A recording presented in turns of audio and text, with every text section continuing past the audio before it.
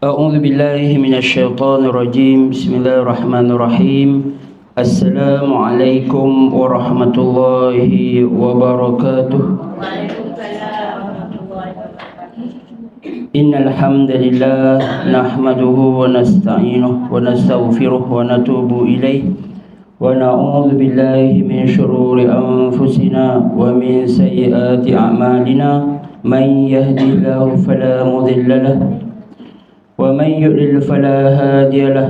أشهد أن لا إله إلا الله وحده لا شريك له وأشهد أن محمدا عبده ورسوله لا نبي بعده. Kabari. Ibu-ibu yang dirahmati Allah sekalian, kita bersyukur kepada Allah Subhanahu wa taala dengan sebanyak-banyaknya kerana pada pagi ini seperti yang dijadualkan sebulan sekali, setiap hari Jumaat pukul 9 pagi hingga 10.30 pagi, kita akan bersama-sama mempelajari atau meningkatkan pengetahuan kita tentang surah-surah yang biasa kita baca, surah-surah yang kita dah hafal, yang kita selalu baca sama ada dalam solat ataupun di luar solat. Mudah-mudahan apabila kita faham surah-surah lazim ini akan menambahkan kekhusyukan kita dalam solat. Bahkan bukan sahaja khusyuk dalam solat, tetapi kita juga nak khusyuk di luar. Macam mana nak khusyuk di luar solat? Kalau kita khusyuk dalam solat, maksudnya hati kita tunduk kepada Allah. Maksudnya kita ingat Allah, kita membayangkan kekuasaan Allah, ataupun kita membayangkan zikir-zikir yang kita baca. Subhanallah, subhana rabbiyal azim. Kalau kita tak tahu maksudnya, kita membayangkan tulisannya. Ataupun kita menghayati maknanya lah, Maha suci Allah yang maha tinggi, Maha suci Allah yang maha agung. Begitulah juga di luar solat, kita juga kena tunduk dengan Allah Subhanahu wa taala. Sebab itu sepatutnya kalau kita solat, kita cakap boleh tak solat tak pakai telekung ataupun tak tutup aurat, boleh tak? Tak boleh. Jadi sepatutnya tak ada timbul orang yang solat kemudian dia tak pakai tudung. Sebab maksudnya dia hanya tunduk ketika solat sahaja, sedangkan Allah perintahkan kita supaya khusyuk dalam solat dan juga khusyuk di luar. So kalau yang tak tutup aurat, tak tutup aurat lah. Tapi setiap orang dia ada dosa dia masing-masing. Jadi sama juga kita muhasabah diri kita. Di luar solat kita kena tunduk juga, tundukkan hati kita kepada perintah Allah Subhanahu wa taala. Boleh? Jadi sebenarnya tahun baru ni, kelas yang pertama tahun 2026, azam kita adalah supaya kita nak khusyuk di dalam solat dan juga di luar solat. Dan semoga usaha kita setiap kali datang ke majlis ilmu, ni jangan anggap biasa-biasa je. Jangan anggap sekadar nak mengisi masa lapang. Jangan. Kita datang ke majlis ilmu bukannya untuk mengisi masa lapang. Dah tak tahu nak buat apa, nak buat apa lagi, datanglah majlis ilmu. Tak, bukan. Kita datang ke majlis ilmu ni mengorbankan waktu rehat kita, mengorbankan waktu bersama bunga. Contohnya yang suka bunga lah. Kalau yang suka kucing, ataupun ada yang suka kura-kura, ataupun yang suka lembu dan sebagainya, maka kita mengorbankan waktu rehat kita tadi itu untuk datang ke majlis ilmu. Mudah-mudahan diberikan ganjaran sebagai amal soleh. Amin. Jadi bila amal soleh ni balasannya syurga ya ibu-ibu. Jadi jangan pandang rendah, jangan pandang lekeh. Nak gimana ni? Majlis ilmu, patut kita suka, gembira, bersemangat. Boleh? InsyaAllah. Okay, kita nak habiskan surah Al-Qari'ah pada hari ini. Saya rasa mungkin berhenti pada ayat yang keempat ayat yang keempat. Tapi kita baca sama-sama dahulu, kemudian saya ulang kaji sikit, kemudian kita terus masuk ke ayat yang keempat. Okey. A'udzu billahi minasy syaithanir rajim. A'udzu billahi minasy syaithanir rajim. Bismillahirrahmanirrahim. Bismillahirrahmanirrahim. Al-Qari'ah. Al-Qari'ah. Mal-Qari'ah. Mal-Qari'ah. Wa ma adraka mal-Qari'ah. Wa ma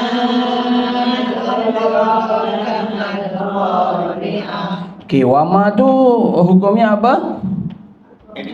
Mad jaiz munfasil. Sebab apa? Huruf mad bertemu dengan hamzah dalam dua kalimah. Jadi cara bacanya adalah 4 atau 5 harakat. Jadi panjang sikit So maksud kalau ada yang misai tu dia mesti lebih daripada 2. Wama adraka mal qari'ah.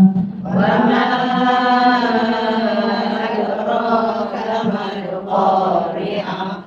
Yawma yakunun nasu kal farashil mabthuth. Yawma yakunun nasu kal farashil mabthuth. Wa takunul jibalu kal ihnil manfush. Wa takunul jibalu kal ihnil manfush. فأما من ثقلت موازينه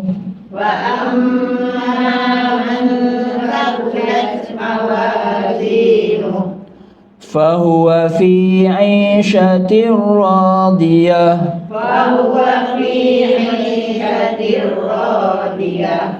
وأما من خفت موازينه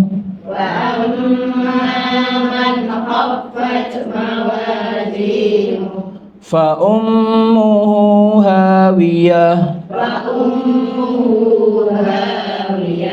وما أدراك ما هي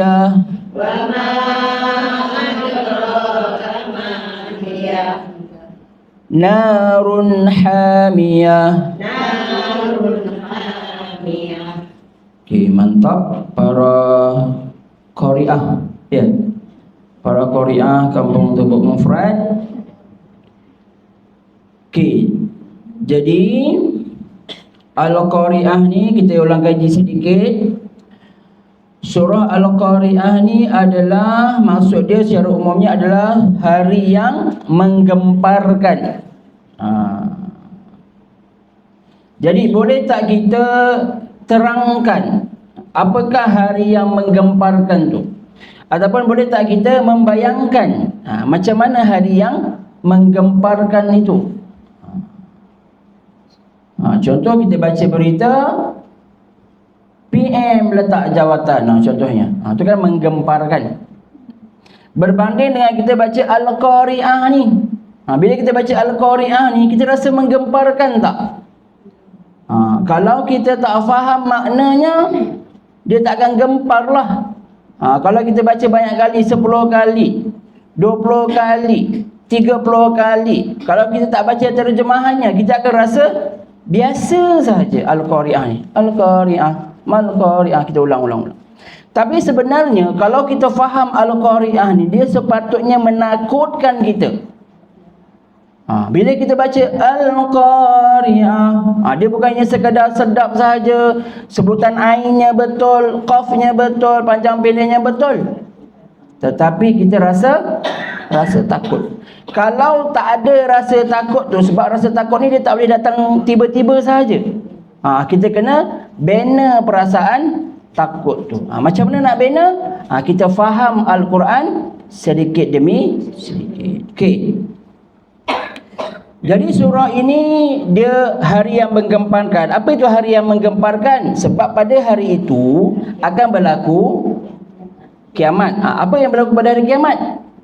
Akan berlaku huru hara. Akan berlaku kelang kabut. Akan berlaku gegak gempita. Kita api tak ada elektrik pada malam raya. Gegak gempita kita. Apa ni malam raya tak ada kan? Padahal orang TMB dah bertegur lumus lah dekat situ.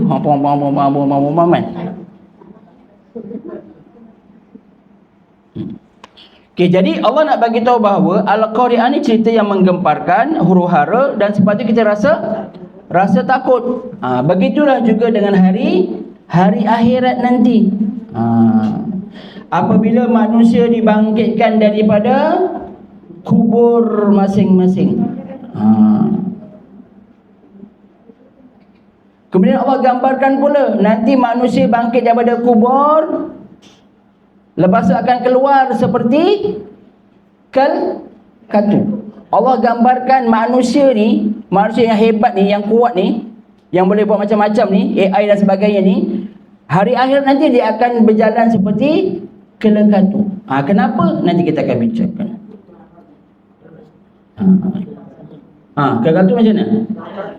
Laron. Jadi bila nampak laron, jangan pijak-pijak ya. Nanti kena ingat Al-Qari'ah. Okey, kita masuk ayat yang keempat terus, kita lompat. A'udzubillahi minasyaitonirrajim. Allah gambarkan pada hari itu, yauma yakunun nasu kal farashil mabthus. Pada hari itu manusia ada seperti kelekatu. Ada yang terjemahkan anai-anai. Anai-anai yang bertebaran. Okey, kalau kita baca ayat yang ketiga, Allah tanya, apa yang menyebabkan kamu tahu pasal Al-Qari'ah ni?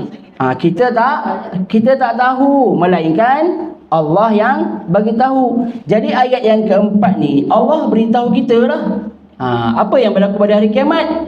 Yauma yakunun nasu kal farashil. Pada hari itu manusia menjadi seperti kal farash, seperti katu. Al mabsus, yang berterbangan. Seperti katu yang berterbangan. Bila berlaku ni? Apabila ditiupkan sangkakala yang kedua. Jadi ibu-ibu kena maklum bahawa sangkakala ni ada dua. Yang pertama untuk menghancurkan dunia ini. Allah mematikan semua makhluk yang ada dekat dunia. Yang semut sekecil-kecil tu pun akan mati. Hatta malaikat pun akan meninggal. Ada yang meninggal, ada yang ada yang hidup. Tapi akhir sekali malaikat maut dia akan meninggal lah. Okey, bila dah habis semua, bumi pun dah hancur, langit terbelah, gunung-gunung berterbangan dan sebagainya, Allah tiupkan sangkakala yang kedua. Pada masa itulah kita akan berjalan seperti kelekatu.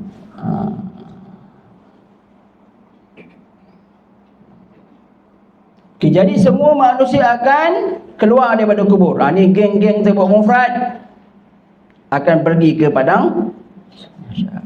Tak tahu lah. Naik kereta, ada yang naik kereta, ada yang naik motor, Alza, naik kereta Alza ada, Myvi ada, yang naik Alphard ada, yang lagi canggih naik Buraq. Buraq ni yang kenderaan yang Nabi naik ke Isra Mi'raj. Jadi akan sama-sama bergerak ke padang mahsyar. Dan kita kena ingat apabila Allah ceritakan suasana ini, Allah nak kita bayangkan sebenarnya. Bila Allah cerita ni, Allah suruh kita bayangkan. Bila kita bayangkan, kita akan rasa takut. Bila takut, kita tak tahu nak bergantung pada siapa. Jadi kita kena bergantung kepada Allah Subhanahu wa taala. Ataupun apabila manusia semakin rasa takut, dia akan mengagung-agungkan hari Al-Qari'ah itu. Sekarang manusia tidak mengagung-agungkan hari Al-Qari'ah itu. Sebab Allah panggil solat, ramai yang tak solat, ataupun ramai yang lambat solat, ramai yang tak pergi ke masjid. Masjidnya safnya masih satu lagi. Kita kalau boleh, kita nak safnya seperti malam pertama Ramadan, penuh hampir ke luar. Jadi kita tak nak pada malam bulan Ramadan sahaja, tetapi kita nak setiap waktu kalau boleh, insya-Allah. Kalau tak boleh pun setiap waktu, subuh dan juga isyaknya ramai. Macam malam tadi ramai sebab ada kenduri. Jadi kita ada kenduri ke tak ada kenduri ke, kita nak ramai, jemaahnya ramai. Sebab ciri-ciri orang yang takut kepada hari Al-Qari'ah ni adalah yang datang ke masjid lah.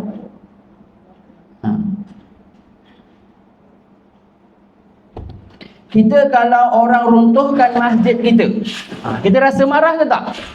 Marah. Tapi bila masjid kita tersergam indah, kita tak nak datang, kita tak nak isi. Sebab tu hari tu sebelum saya bagi tahu bahawa kalau kita tak buat kempen pada hari ini, 20 tahun lagi masjid Kampung Tebong Fer akan jadi kosong.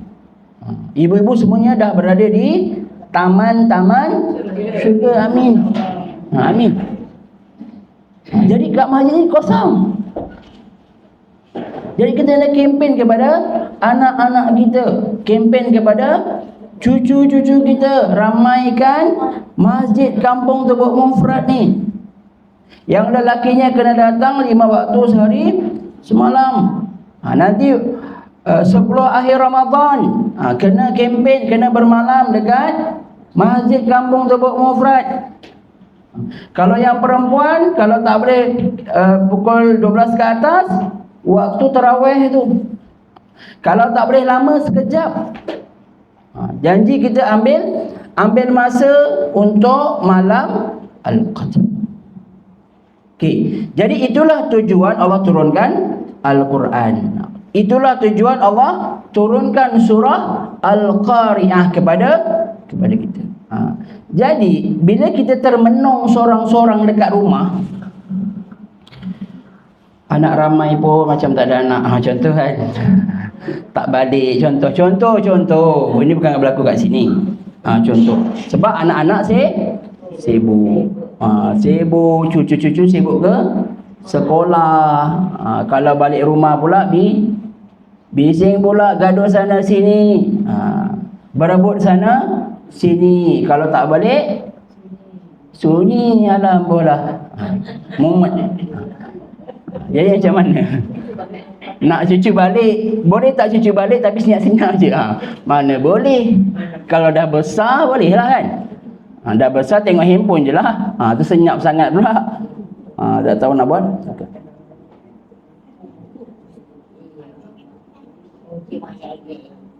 Jadi maksudnya mbah-mbahnya jangan marah. Kalau cucunya gaduh. Ambilkan parang seorang. Semaksudnya kita kawal lah. Kalau boleh jangan marah-marah sangat. Sebab dah lah jarang-jarang. Okey. Apabila ditiupkan sangkakala yang kedua, semua mayat-mayat yang ada dekat dunia ni akan keluar.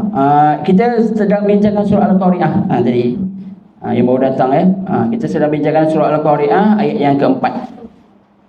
Jadi semua mayat-mayat yang meninggal, sama ada yang mati di laut, yang mati dimakan harimau, yang mati terbakar, yang mati ketika MH370 akan datang pada masa itu. Akan muncul. Nanti kita boleh tanya dia. Boleh tanya? Mana boleh. Ahli keluarga kita pun kita nak elak. Pada hari itu kita akan kenal, kita akan nampak mak ayah kita. Kita akan nampak adik-beradik kita, kita akan nampak geng, ini orang tebuk mufrad. Tapi kita takkan kita akan tegur, tapi kita akan buat tak tahu, sebab nak selamatkan diri masing-masing. Jadi cuba bayangkan berapa ramai manusia pada masa itu. Kalau haji berapa ramai? Juta 7 juta. 7 juta tu confirm meninggal 500 tau. Sebabnya apa? Dia bersesak-sesak tu kan. Mesti ada 500. Tapi itu yang dilaporkan lah. Yang tak dilaporkan wallahu alam lah. Yang datang tak apa, tanpa permit apa tu ramai juga. Maksudnya bersesak-sesak, maksudnya ramai lah. Itu manusia yang dekat dunia. Ini manusia yang dikumpulkan daripada zaman Nabi Adam alaihissalam sehinggalah ke hari kiamat. Jadi terlalu ramai.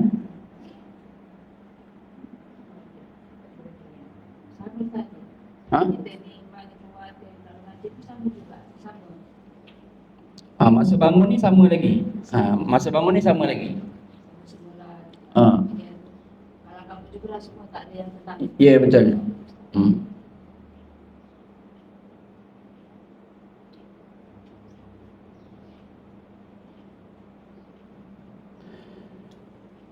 Kita bayangkan pergi haji pun larat ke tak larat ni. Contoh kan, yang siapa yang belum pergi haji lah, larat ke tak larat ni. Tapi kita lupa yang pergi ke sini ni. Kita akan pergi ke sini ni, wajib. Pergi haji ke, tak pergi haji ke, ni kita akan pergi ke padang mahsyar ramai-ramai.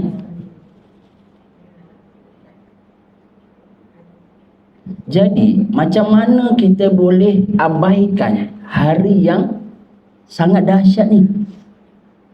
Melainkan, minta maaf cakap, kita adalah orang yang lalai.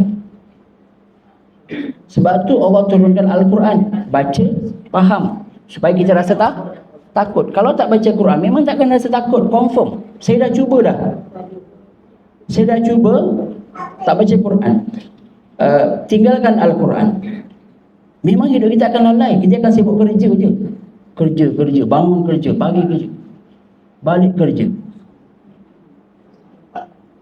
uruskan anak, apa-apa, masak, basuh baju, jemur baju, lipat baju. Itu semua 24 jam yang kerja tu. Tidur.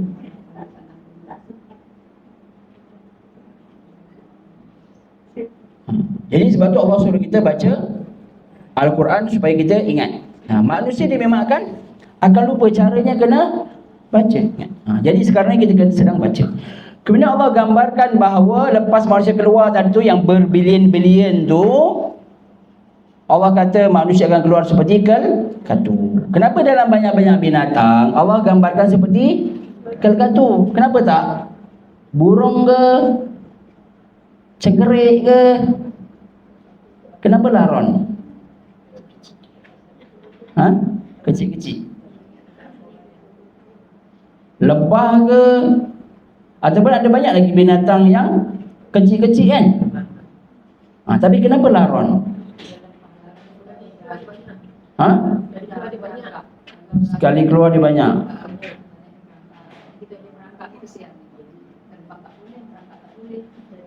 Tak ada kepak. Tak sempat dia. Ada tapi tak boleh terbang.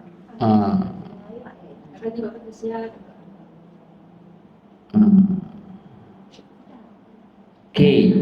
Yang pertama, sebab apa? Sebab apa Allah pilih laron? Sebab Allah nak tunjukkan kehebatan dan kekuasaan Allah Subhanahu wa taala. Jadi manusia yang hebat hari ini, yang bom sana, bom sini, arahkan kan, yang bunuh budak, bukan bunuh orang dewasa, bunuh budak, orang mengandung dan sebagainya, yang sombong-sombong ni, yang gunakan harta dia kelakapan senjata dia untuk bunuh anak-anak, satu hari nanti dia akan menjadi lemah. Kita lah. Okey, itu satu hal lah, orang Yahudi satu hal. Kita ni pula yang ada pangkat, yang ada harta. Jadi apa yang kita gunakan dengan harta kita. Sebab satu hari nanti kita akan jadi seperti, kita bukan jadi kalkatu tau. Kita jadi seperti. Seperti.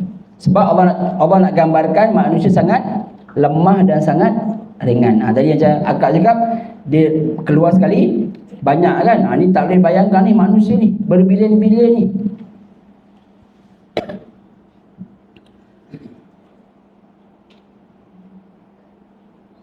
Kalau kita timbang kalkatu tu, seekor tu ada berat dia tak? Kalau 10 ekor kalkatu, perempuan belum ada lagi kan. Itulah kita. Kalkatu sekarang kan besar, dulu kecil, sekarang besar. Dah makin besar ni. Ni mungkin import daripada Afrika ni. Besar Kan dia dah kacaukan. dulu kecil. Dia terbang. Jadi kita kesian kat laron kan. Jangan kesian sangat. Sebabnya satu hari nanti kita akan jadi seperti laron. Yelah, teringat kita lepas. Ya betul. Kita akan lemah macam dia.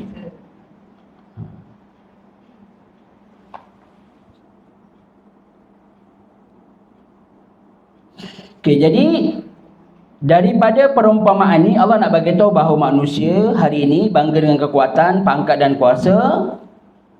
Di hadapan Allah pada hari kiamat nanti mereka akan terlalu kecil dan terlalu hina. Tak ada kekuatan, tak ada dah lagi tentera-tentera yang boleh tembak, tak ada lagi dah teknologi-teknologi canggih yang boleh tembak. Yang ada hanyalah diri kita. Jadi Allah nak bagi tahu bahawa Allah itu maha hebat dan kekal selama-lamanya. Kehebatan manusia ketika bila? Ketika hidupnya lah. Itu pun lama ke tak lama? Tak lama. Nampak macam lama kan, bertahun-tahun kan. Contoh Israel dah dijajah berpuluh-puluh tahun. Nampak macam lama, tapi sebenarnya di sisi Allah tak lama.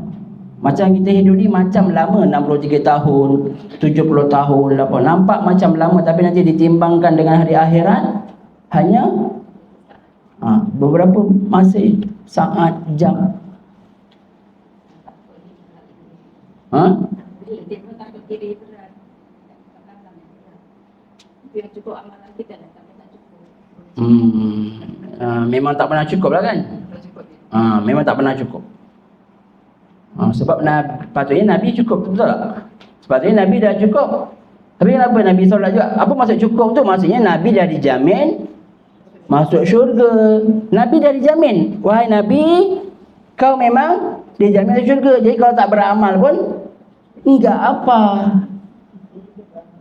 Yang kita ni yang belum confirm kena beramal. 10 orang sahabat yang dijamin masuk syurga. Macam mana sifat mereka? Mereka bersungguh-sungguh lagi, berlumba-lumba melakukan kebaikan. Tiba-tiba kita yang belum dijamin masuk syurga, kita solat lewat, baca Al-Quran sikit, tak faham pula tu, tak amalkan lagi, tak sebarkan kepada anak cucu. Jadi kita rasa takut. Okey, yang kedua, sebab apa di perumpamaan seperti laron? Sebab laron adalah binatang yang paling tak ada matlamat hidup. Jadi masa tu manusia akan ke sana dan juga kemari. Dia nampak laron akan ada bila apa? Dia akan kejar lampu kan. Masa hujan dia keluar, masa banyak lah. Jadi kalau lampu okey lagi, dia tak membakar diri dia. Tapi kalau api, api dia akan membakar diri dia. Jadi laron dia tak tahulah, dia tak boleh fikirlah kan. Tapi bila nampak cahaya, dia akan pergi. Sama lah juga dengan manusia pada waktu itu. Dia akan pergi. Dia rasa sini selamat, suruh pergi ramai. Bukan, sana selamat. Di sini. Pasal orang sekarang ni pun, yang waras ni pun, kita boleh ikut orang yang tak betul, apatah lagi dekat akhirat nanti. Kan kalau kita sebut orang yang ajaran sesat, siapa? Pensyarah, doktor dan sebagainya kan. Kan orang yang baik-baik kan sepatutnya dia tak jatuh macam tu. Tapi nak bagi tahu dia terjatuh juga. Sebab apa? Tipu daya syaitan. Jangan main-main dengan tipu daya syaitan. Yang alim ke, yang tak alim ke, pandai ke, tak pandai ke, kalau kena tipu daya dia, habis kita. Sebab tu kena belajar Al-Quran supaya tak ditipu. Jadi Allah nak bagi tahu bahawa pada hari itu manusia berasa bingung, tak tahu nak buat apa. Okey, dalam ayat Al-Qari'ah ni Allah sebutkan manusia seperti kelkatu. Dalam ayat lain Allah ada beritahu juga bahawa manusia akan jadi seperti belalang. Belalang pula. Okey, yang ni tengok surah Al-Qamar. Muka surat 529.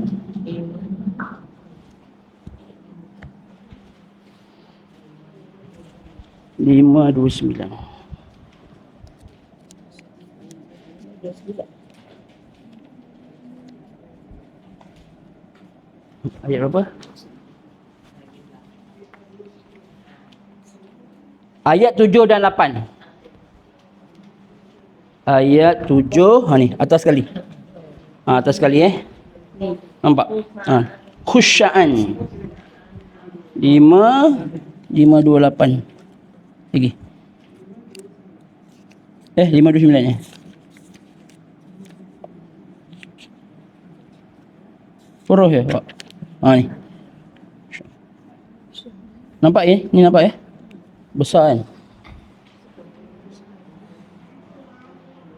Ni. Ni muka surat 529. Oh, 529.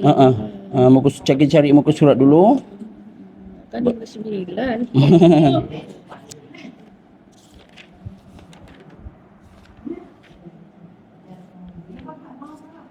Ni. Khusya'an. Tak ada ya? Okey, keren. Dah ya? Atas sekali khusya'an. Kenapa? Okey, khusya'an Kenapa tak? Nyam. Aus ya. Memang apa au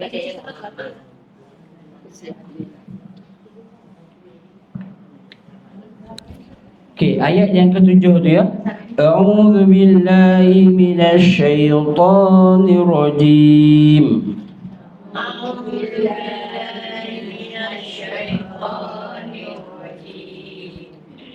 Khusya'an absaruhum yakhrujun. Khusya'an absaruhum yakhrujun. Yakhrujuna minal ajdath. Yakhrujuna minal ajdath. Ka'annahum jaradun muntashir. Ka'annahum jaradun muntashir. Muhti'ina ila ad-da' Muhti'ina ila ad-da' Yaqulul kafiruna hadha yawmun asir. Yaqulul kafiruna hadha yawmun asir. Okey, ayat 7 tu sambil menundukkan pandangan, mereka keluar daripada kubur seperti belalang yang berterbangan juga. Tadi seperti kelkatu yang terbang. Okey, tengok Allah guna perkataan khusya'an kan? Khusya'an tu apa? Khusyuk Okey, jadi daripada sini kita dapat belajar apa? Khusyuk dekat dunia dia bermaksud positif. Maksudnya yang khusyuk dalam solat tadi itulah, betul? Okey. Tapi kalau khusyuk dekat hari akhirat dia berbeza. Apa bedanya? Bedanya ialah khusyuk dekat hari akhirat bersifat negatif. Maksudnya pada masa itu manusia akan tunduk, hina dan malu. Apa yang tunduk? Pandangan mereka. Absaruhum. Jadi apabila mereka menundukkan pandangan mereka, maka maksudnya mereka malu. Bila malu mereka akan contohnya orang yang kena tangkap, kan, yang keluar pada mahkamah tu, dia tegak ke dia tunduk? Keluar bangga tak ada, dia mesti malu. Kan akhir-akhir ni macam-macam pula kan. Yang level-level ketuanya kan. Lepas tu tentera pula tu. Sebab tu kalau kita doa dekat hari Jumaat tu, antara doanya ialah kita doakan semoga Allah kurniakan kepada kita pemimpin yang berani, pemimpin yang tidak terlibat dengan rasuah dan sebagainya. Takut takut sebab pemimpin tu kita juga yang pilih tu.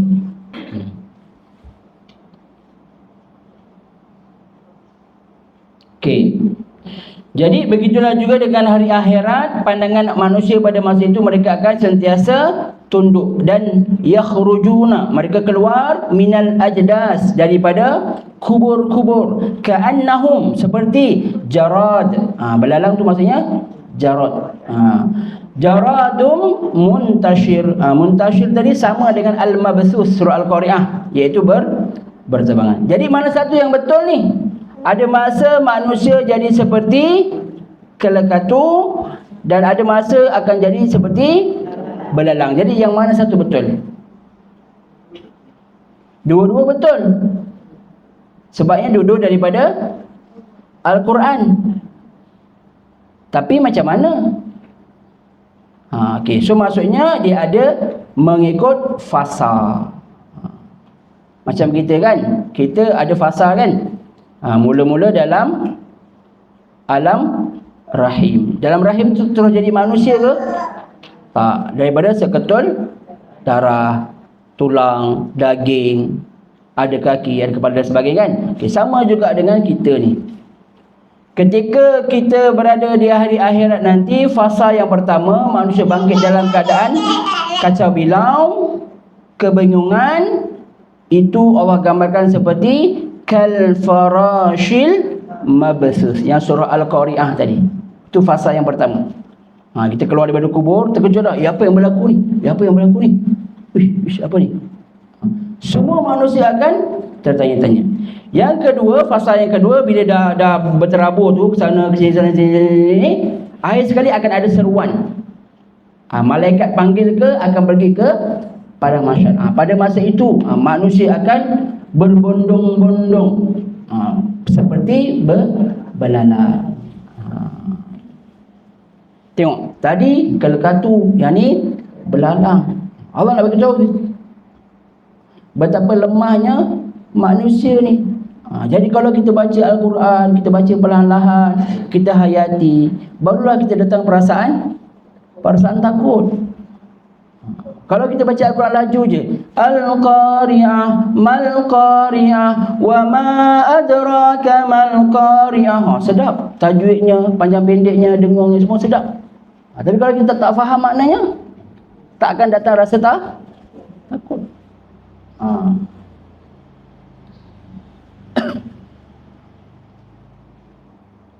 Okey. Jadi ada ulama menyebut, ulamanya namanya Az-Zamakhsyari, dalam kitab tafsir Al-Kashaf, antara hikmah kenapa Allah gambarkan seperti kakatu adalah menunjukkan jumlah manusia yang sangat banyak, berbilion-bilion. Satu. Yang kedua, menunjukkan keadaan mereka yang bertebaran dan juga berselerak. Kemudian menunjukkan lemahnya manusia pada hari itu dan menunjukkan hinanya manusia pada hari itu. Zat. Okey. Kemudian hujung ayat 8 tadi tu, Kan ayat 8 tadi tu. Muhtiina ila da'i yaqulul kafirun, orang-orang kafir berkata hadza yaumun asir. Hari ini adalah hari yang berat, habislah aku. Sama juga orang yang kantoi rasuah tu, bila dia kena sabit je, habislah kantoi semua ni. Datang rumah, tengok hartanya habis, berjongkong-jongkong. Jamnya yang SPRM tunjukkan kan, dekat wartawan tu, sidang media tu tunjukkan jamnya banyak. Habislah aku kantoi. Sama juga dengan hari akhirat nanti, habislah kita. Kalau kita buat jahat dekat dunia, habis, tak boleh lari ke mana-mana. Taubat sekarang. Dia tak boleh taubat ketika akhirat. Dah nampak tadi tu manusia kelang kabut tu baru nak taubat, tak boleh. Sama juga dengan Firaun. Firaun taubat masa bila? Firaun pun taubat. Firaun taubat, kita kalau tak taubat, astaghfirullahalazim, lagi teruk daripada Firaun. Firaun taubat ketika nyawanya dia hakum, tetap tak diterima. Sebab dia kena sebelum nyawa ditarik. Sekarang bila nak taubat, sekarang. Jangan tunggu Ramadan. Sebab kita tak tahu sampai ke tak sampai Ramadan. Harap sampai tak? Amin. Sampai pun alhamdulillah, tak sampai pun alhamdulillah, sebab akan sampai ke taman-taman lagi cepat sebenarnya. Sebab Nabi ni dipilih tau. Nabi ni diberi peluang untuk pilih mati bila. Nak mati sekarang ke? Sebab mati sekarang, Nabi dah tak payah pening-pening nak dakwah pada orang. Dia tak payah pening-pening nak ajak kaum Quraisy, nak buat jenis-jenis, dah tak payah pening-pening, dia terus masuk syurga. Tapi Nabi tak macam tu. Saya nak masuk syurga sekarang.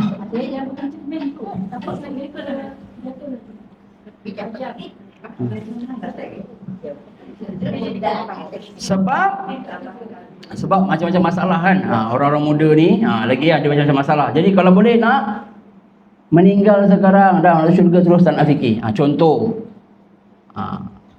Tapi dalam agama kita dilarang untuk meminta mati cepat. Walaupun kita dalam keadaan sakit, kita dilarang.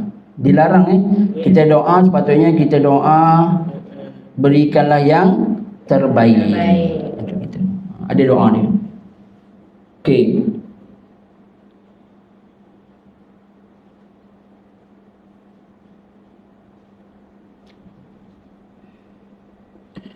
Kata-kata orang kafir pada masa itu, dah kantoi ni, hadza yaumun asir, ini adalah hari yang sangat-sangat suka. Jadi kita jangan bimbang dengan orang kafir ni, Israel ni. Kalau dekat dunia ni kita rasa geram je kan. Tak mati-matilah pula ni. Jadi kalau mereka terlepas dekat dunia, mereka tak akan terlepas dekat hari akhirat. Jadi jangan risau dengan balasan Allah Subhanahu wa taala. Jangan risau dengan orang yang buat jahat, sebab mereka tak akan terlepas.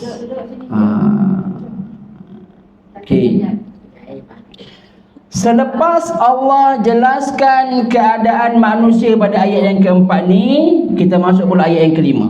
Ayat yang kelima ni Allah cerita pasal gunung ganang. Patah balik surah Al-Qaryah 600, muka 600.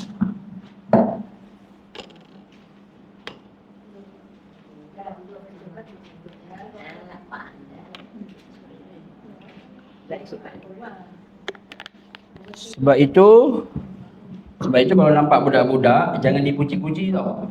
Alah bagusnya, alah diamnya. Dia nak muda dia taring tu.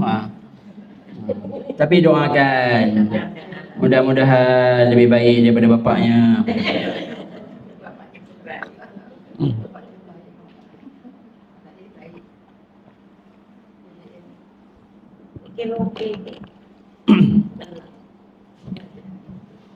Ayat yang kelima Allah kata, a'udzubillahi minasyaitonirrajim, wa takunul jibal. Kal ainil manfush, dan gunung-gunung seperti bulu yang dihambur-hamburkan. Tadi manusia jadi kelegatu, ini gunung pula. Allah cerita pasal gunung. Gunung ni kuat dan kukuh. Okey, sebelum tu yang paling kuat adalah langit. Sebab langit ni tujuh lapis, dan kita dah cerita dah jarak dia 500 tahun. Satu lapis. Kalau sampai ke 7 darab 5 35, 3,500 jarak perjalanan kalau nak sampai ke sana. Lepas tu tak ada tiang. Jadi langit lagi kukuh. Tapi kalau dekat bumi yang kuat apa? Gunung. Pasak bumi. Kalau pokok boleh tu, pokok kelapa tu boleh. Senang sangat tu. Kan? Angin. Kita boleh apa tumbang? Kita tiup tumbang apa? Rumput. Rumput dia goyang, tak tumbang juga. Tapi gunung. Dekat bumi, gunung yang paling kuat. Buktinya apa? Bila berlaku banjir besar ke, ribut taufan ke, gunung terjejas tak? Tak. Hatta banjir besar yang berlaku pada zaman Nabi Nuh alaihissalam pun gunung tak terjejas. Sebab itu Allah berikan gambaran gunung. Manusia, boleh fikir tak? Gunung yang sebesar-besar ni, yang kuat, tinggi, gunung Everest tinggi setinggi-tinggi itu, kalau tengok ke atas tak nampak hujung dia, pun boleh hancur lebur apabila berlakunya Al-Qari'ah. Jadi macam mana dengan nasib kita yang kecil ni? Kalau kita boleh bayangkan, kita ni kecil macam semut. Gunung ni macam diri kita kan, besar. Semut tu kita lah.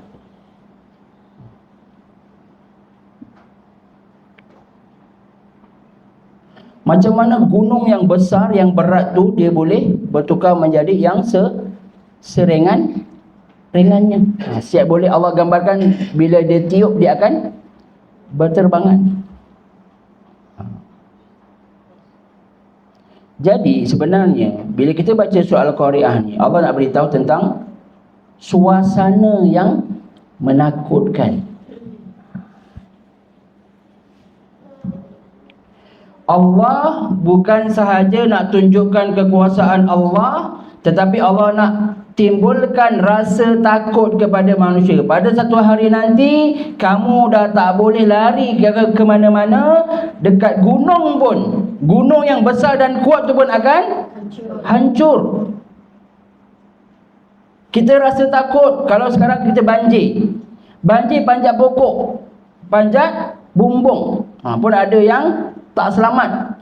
Yang selamat yang panjat gunung kan, sebab gunung tinggi. Tapi nanti gunung tu pun akan hancur. Jadi kita nak minta perlindungan kat mana lagi ni? Nak terbang, nak kepak, tak boleh.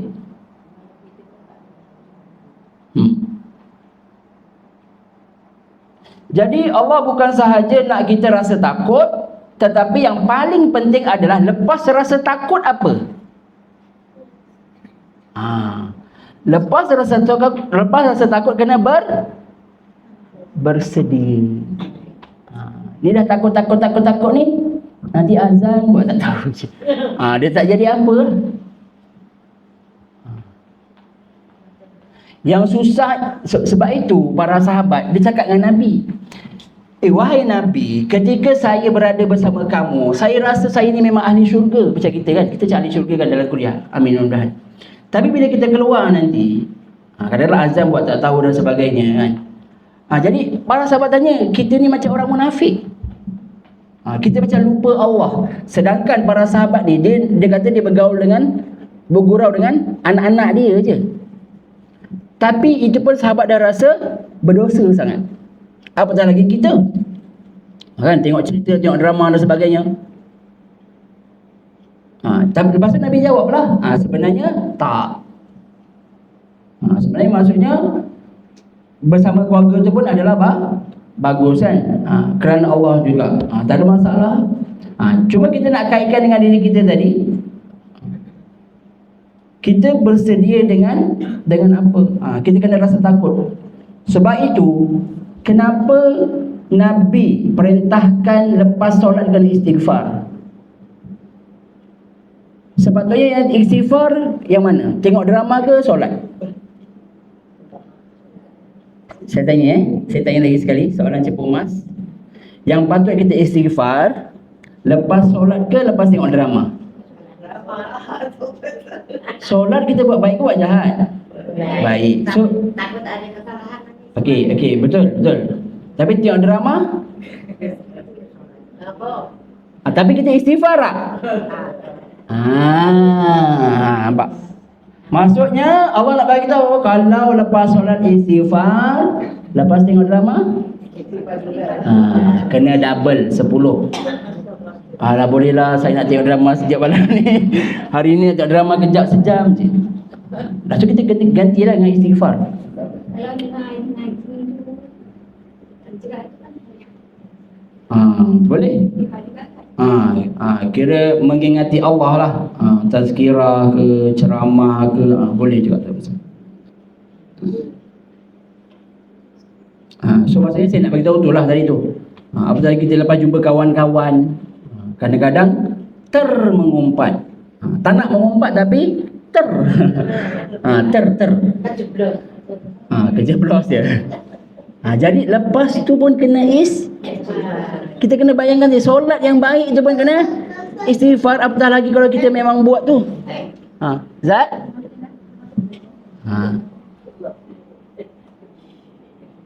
Ustaz, kalau kita manusia ni nak cepat semua, kita rajin, kita tak rajin lah. Contohlah tak rajin lah pada sana, tapi kita tahu maksud Al-Quran memang kita ni nak pegang surga inilah Quran, tak kita tahulah maksudnya kan. Tapi dia tak rajin lah, tak satu-satu, tapi dia perlu ngaji aje lah tahunya. Kalau dia pandai ngaji tak? Pandai ngaji. Kalau pandai ngaji kena ngaji. Kalau tak pandai, boleh dia ikut kemampuan dia. Sebenarnya dia tengok-tengok, dia belik-belik Al-Quran tu.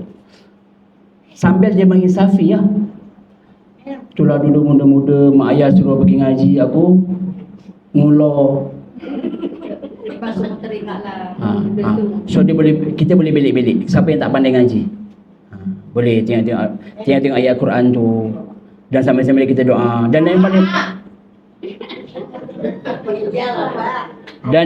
dan yang paling penting adalah anak-anak lah.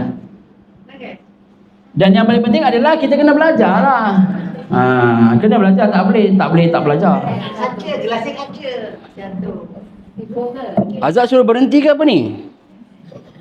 Terjatuh. Kaca, betul lah kaca. Tapi kapet kan. Kapal terang. Untuk Azad. Sekejap Azad. Ya.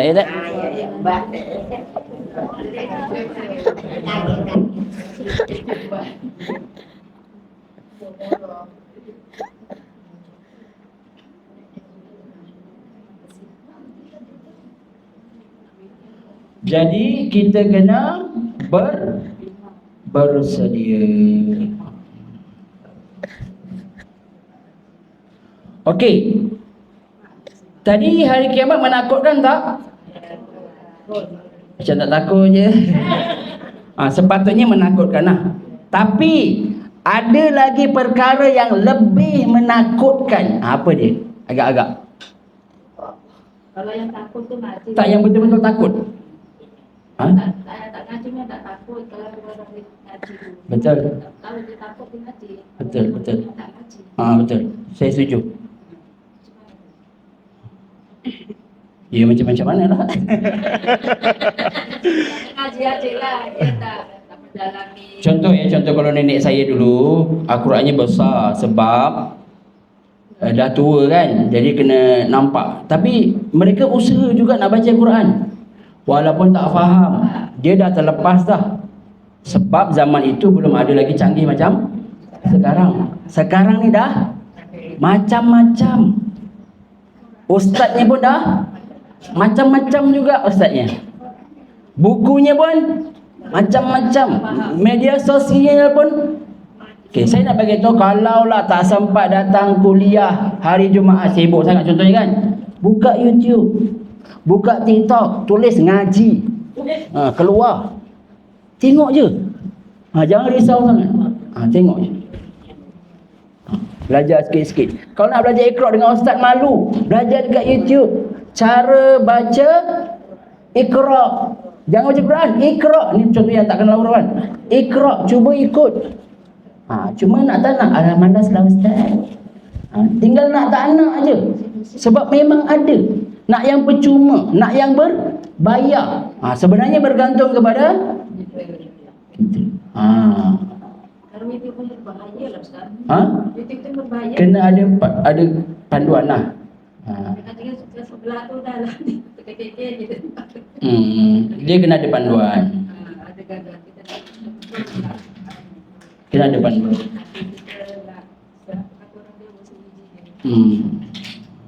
Sebab tu kalau nak selamat, kena datang masjid.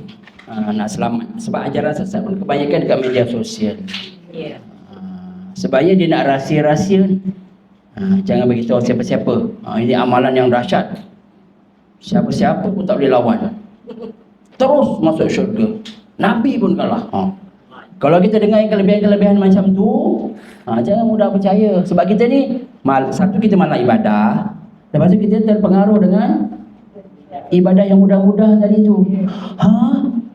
Boleh masuk syurga dengan cepat.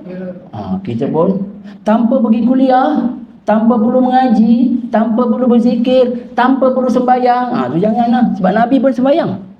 Jadi macam mana boleh ada ajaran yang tak perlu sembahyang? Nabi pun sembahyang.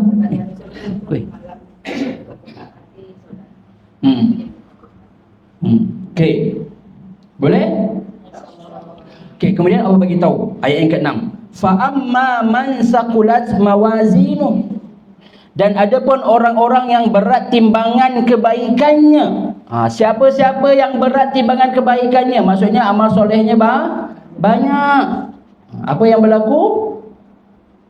Ayat ke-7, fahuwa fi 'ishatir radiyah. Maka dia berada dalam kehidupan yang terjemahan macam mana ke? Terjemahan macam mana? Okey, yang memuaskan. Radiyah, redha kan, redha. Okey, apa maksud kehidupan yang menenangkan ni? Apa maksud kehidupan yang memuaskan ni? Iaitu kehidupan di dalam syurga yang benar-benar tenang, selamat dan diredai. Bukan seperti kehidupan dekat dunia. Dunia kadang-kadang senang, kadang-kadang susah, kadang-kadang gembira, kadang-kadang banyak nangis ke banyak gelak? Kalau banyak nangis, alhamdulillah. Kalau banyak gelak, masya-Allah. Banyak nangis di depan cucunya, sembahyang lambat, tidak nangis Ustaz. Itu pun bagus juga.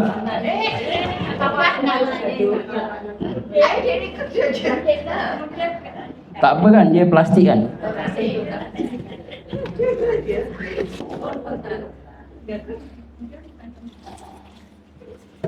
Ini tanda-tanda minggu depan tak boleh bawa dah ni. Bulan depan. Okey. Jadi jangan nangis. Tak ada apa. Ini nak ada apa lagi dah. Cuba kita bayangkan hidup yang tak ada nangis dan tak ada susah. Susah.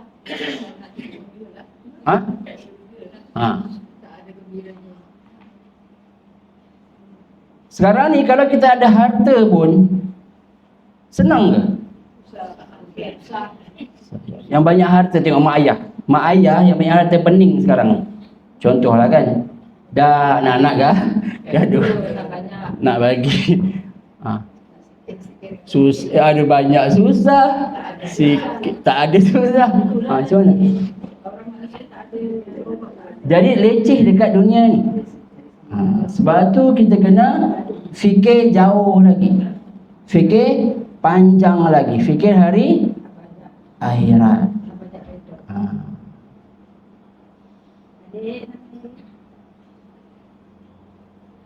Kalau sebab tu Allah kata ayat tadi tu, fahuwa fi insyatir rajah, kehidupan yang memuaskan. Dekat syurga nanti kita bukannya sekadar hidup, tetapi hidup yang memuaskan hati kita. Kadang-kadang kat dunia kita kaya, ada jawatan, tetapi sakit pula. Sakit. Masa bersedap, Ha. duri yang sebiji makan kita tak beli. Sikit je dia. Lalas kena. So ada je kekurangan kat mana-mana. Dilebihkan harta, dikurangkan anak pula. Ada anak, degil pula. So ada serba tak kena. Tapi sebenarnya itu adalah ujian. Jadi setiap orang Allah dah ujian dah. Ini harta, ini keluarga, ini pangkat, ini ilmu. Ilmu pun ada diuji. Jangan anggap yang ada ilmu tak diuji. Lagi diuji. Yang bercakap ni diuji. Cakap je lebih. Buatnya tak.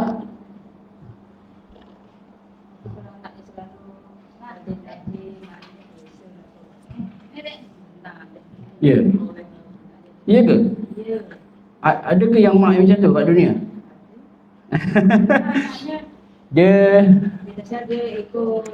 sejahat-jahat, sebaik-baik manusia ada jahatnya. So maksudnya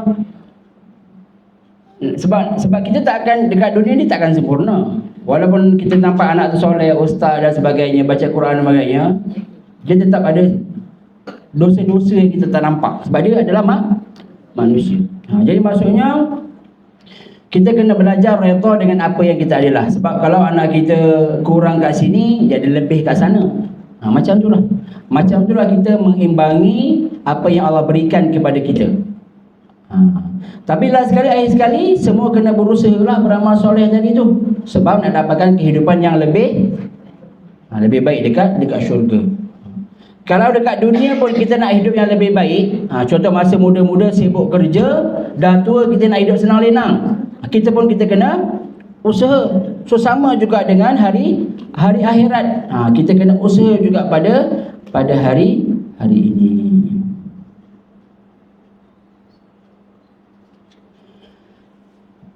Allah kata siapa yang berat timbangan amalnya lebih daripada amal buruk dia.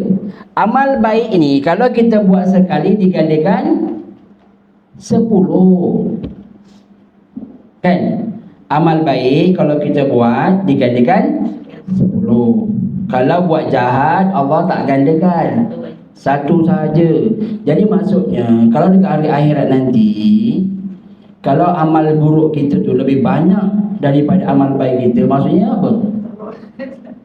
Kita ni memang betul-betul jahatlah. Sebab 10 darab, contoh 10 darab 10 10 darab 10 100 kan. Lepas tu tiba-tiba jahat lagi banyak daripada kebaikan tu. Allahu Akbar. Kalau buat baik dapat sekali, okeylah juga kan. Tapi dia Allah bagi ekstra 10. Lepas tu malam Lailatul Qadar lagi, dia gandakan 83 tahun. Kita tak ambil peluang juga. Jadi sangat-sangat rugi. Jadi Allah bagi tahu bahawa ada orang yang berat amal solehnya dan dia akan masuk ke dalam syurga yang dirajai. Ada lagi satu manusia yang Allah sebut dalam ayat ke-8, wa amma man khaffat mawazinu. Dan ada pun orang-orang yang ringan timbangan kebaikannya yang kita sebut tadi ni.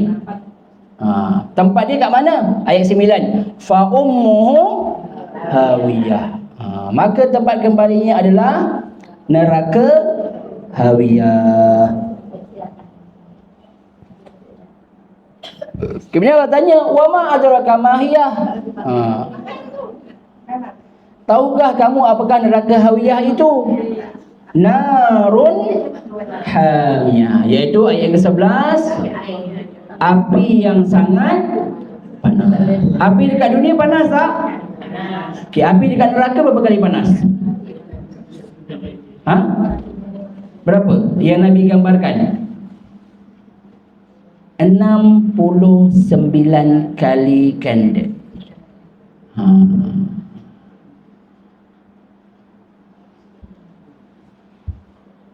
Kena ubat nyamuk pun dah jerit kan. Ubat nyamuk tak keluar api sangat. Itu baru dekat api dunia. Kalau neraka 70 kali, 69 kali ganda, bayangkan. Macam mana nak bayangkan Tahu? Jadi macam kita cuba fikir, ya Allah beritahu ayat ni supaya Allah takutlah wahai manusia. Kalau tak takut juga, tak tahulah macam mana lagi nak beritahu ni.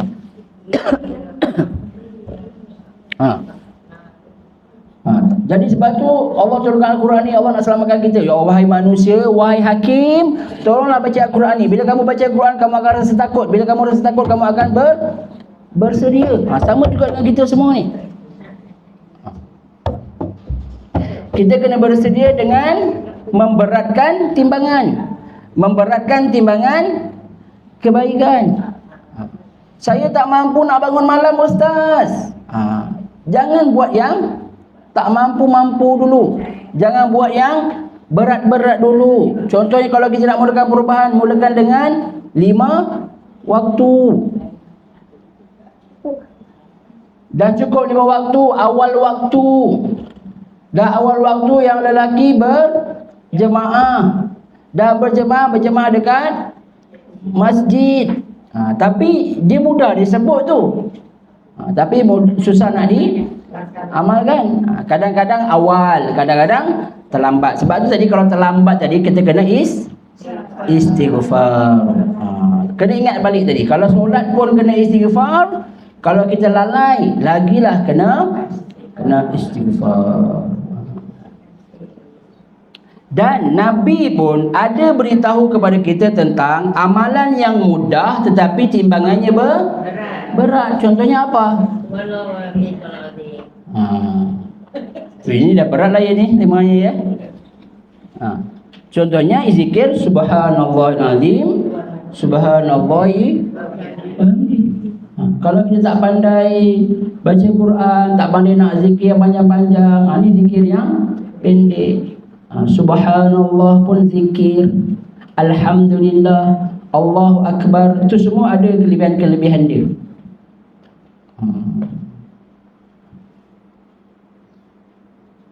Yang kalau kita sambil berjalan pun kita boleh buat, sambil memasak pun kita boleh, sambil berkebun pun kita boleh. Boleh lah Ustaz. Kalau dah semak wala, semak tak parah.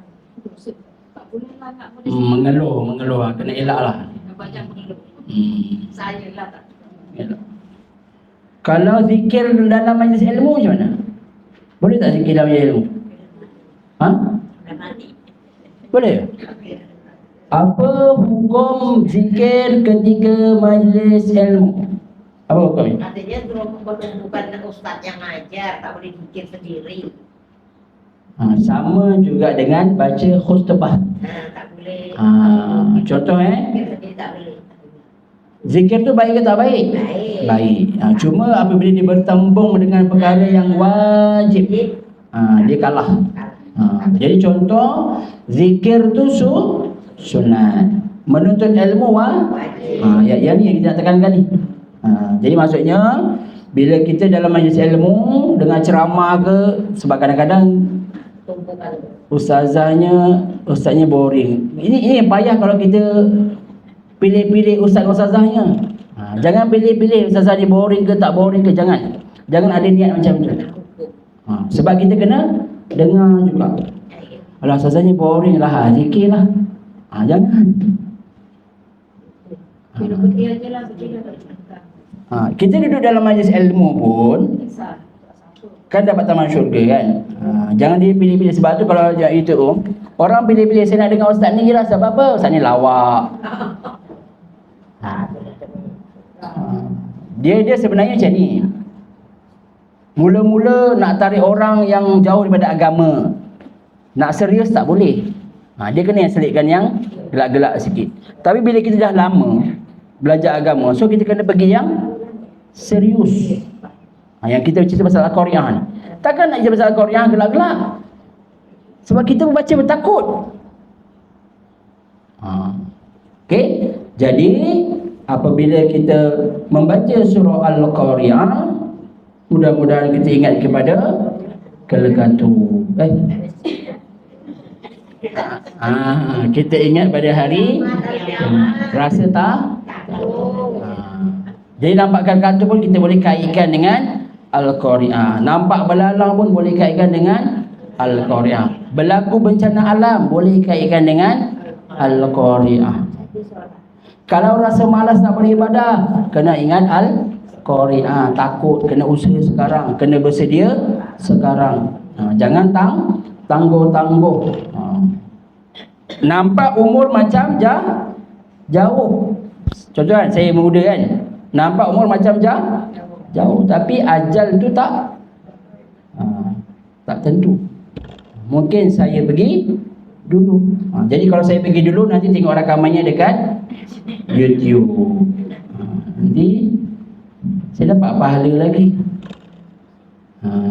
Kan? Wallahu a'lam. Okey. InsyaAllah akan datang kita tadabbur surah At-Takatsur. Tutup dengan tasbih kifarah. Subhanakallahumma bihamdika asyhadu an la ilaha illa anta astaghfiruka wa atubu ilaik. Assalamualaikum warahmatullahi wabarakatuh.